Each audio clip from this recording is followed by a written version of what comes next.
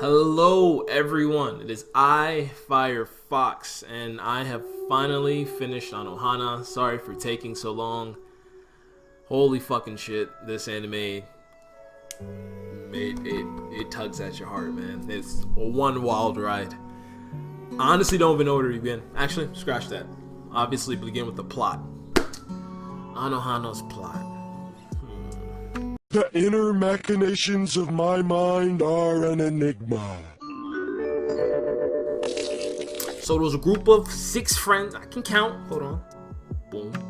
Boom. Group of 6 friends.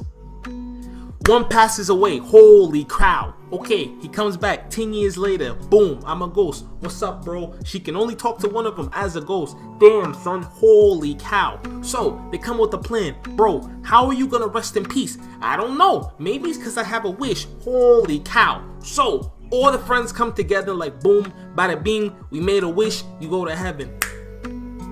Anohana. But in all realness, Anohana, I mean, as I said before, it was a series about 6 friends who one of them tragically passed away as a child.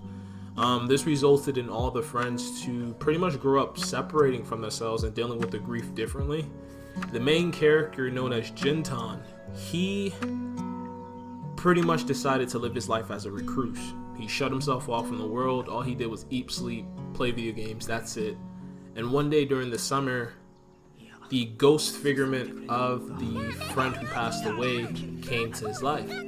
He was the only one to be able to interact and talk with her, and they came to the consensus that the reason why she hasn't been able to rest in peace and go to heaven is because her wish wasn't granted. So her, along with Jintan and the rest of the old friends, come together in order to figure out how to make her wish come true so that she can rest in peace and much more. Ah, man, okay. Now, what makes this anime so good for me personally is not just the plot itself, but how well they demonstrated drama within this series. Like, this series is very dramatic and is going to cause you to feel an immense amount of emotions. And the way that they did this was by portraying different people's ideas of how to grieve with death, different people's understanding of forgiveness and how to forgive others along with themselves, and lastly, understanding what love truly is, how to truly love someone and how to love yourself. This series is very, how can I even explain it? It's very powerful. Like, I'm not trying to sound over the top about it, but I really do feel as if it did a great job of just being an emotional series. Now, me personally, I didn't really cry. I mean, come on, dog. Me cry? Nah, I didn't really cry, but it got me a little bit. But on the brighter side of things, it makes you laugh too, it makes you angry, and it's very realistic. This anime, if there's one thing that you can take out of it, is it's very realistic. And out of the group of 6 friends, you will find yourself in one of them for sure. Moving on to characters, I already spoke about Jintan. The ghost who came back, her name was Menma. Menma was probably the most lovable character because she was a cutesy little girl that could really do no harm. Like, everyone enjoyed her presence. Just by her being around, everyone was happy. And though some of the characters in there took that to another extreme, rather if it be by loving her, or by being jealous of her, at the end of the day, they all could agree that they still enjoyed her being around. So if you see the series, you'll see what I'm talking about for sure. Next, I'm moving on to Popo. Popo was the fat guy in the series. He's amazing. He will make you laugh when the series gets too heavy for you. Popo is how can I even explain him? He is the feel-good fat clown. I mean, even though everyone was dealing with grief in their own way, including Popo, and we didn't really get a chance to see that until the end of the series, he did the best job of hiding how he felt by just being who he was. Like, he travels the world. He's very nonchalant about things. He makes jokes of anything. He's a true friend and was the only person who believed in Jintan when it came to seeing Menma's ghost. And he truly believed it, you know? And, I don't know. Popo, he's just awesome. We can move on to Anaru. I didn't like her at first. If you see my first impression, you know that I didn't like her at first because she was really fake. Even though she's nice, she's one of those people who can't just show that they're nice. They like being a dickhead instead. And over time, we get to see why she acts the way she does, and it's understandable. So you hate her less. You honestly, for some people, you might actually grow to love her.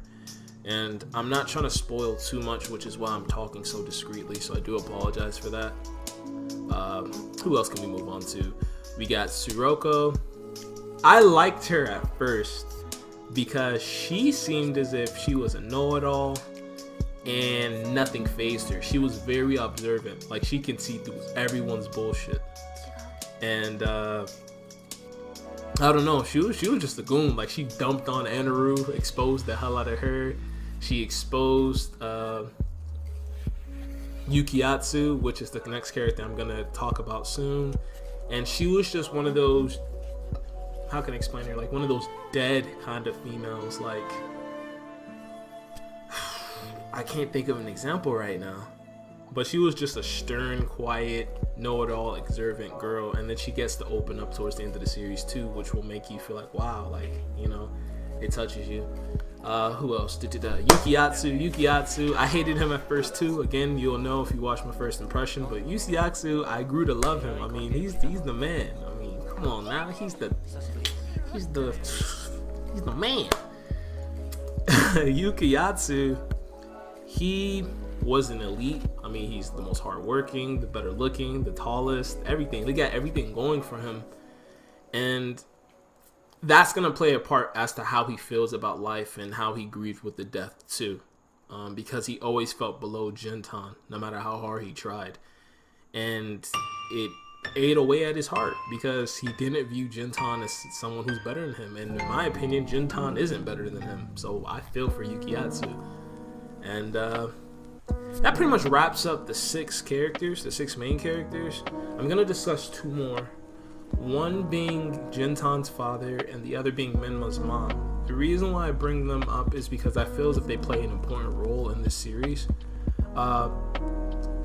Jintan's father was a good example of how to properly deal with death for this series, and I feel as if this is one of the lessons that they really wanted to portray. Jintan's wife passed away. Jintan's father's wife passed away, so Jintan's mother passed away.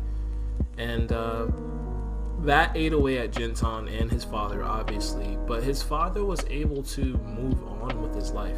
He wasn't absorbed by the past. He was literally the most happiest character on the show. Called everything cute, always had a smile on his face. And he was just all around a great person. When we move on to Menma's mom, again, I'm not trying to spoil too much, but she was very dead inside. She couldn't get over the fact that her daughter died, even though that was years ago. And I'm not saying I blame her. I'm not trying to be insensitive to this, but she held a grudge against the children.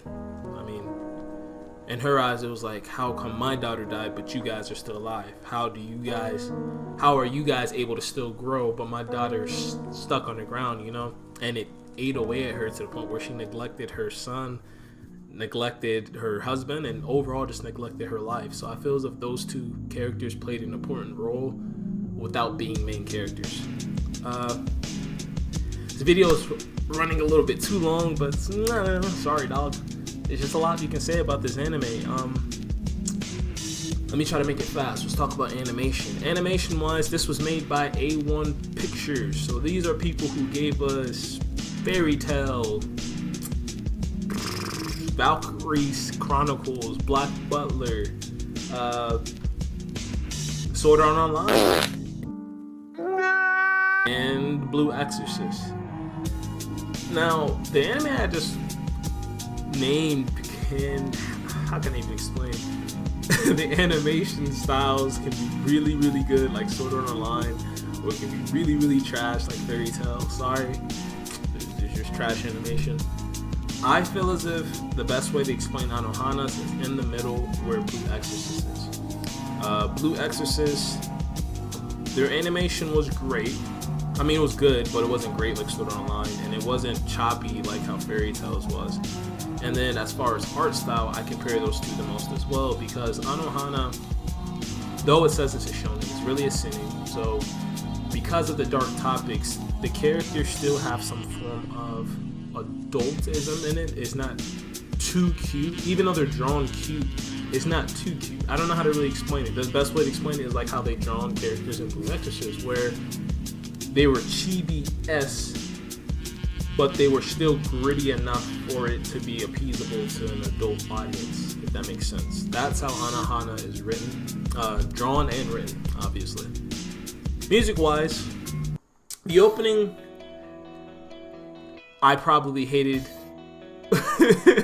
as compared to the ending. The ending song was good. It was something I could always listen to and look forward to. The opening, after about the 4th episode, it became annoying. I couldn't do it no more. It's a good song, don't get me wrong. And if you read the lyrics, it even touches more on the show. So like, this show is just really fucking good, man. But that opening is trash. All right, and yeah, because I'm running this too long, I'm just gonna leave it at that. I don't know what else to say, man. I mean, Anohana's good. If you got anything from this shitty ass review, just know that Anohana, it's a really good series. It deserves recognition for sure. And if you want to watch an anime that's going to make you cry, Anohana's for you, bro. If you want to watch an anime that's gonna make you laugh, Anohana's for you, bro. If you want to watch an anime that turns you into Yokiyatsu and you ask 3 girls out on a date in like the same 2 episodes, Anohana's for you, bro. If you want to live,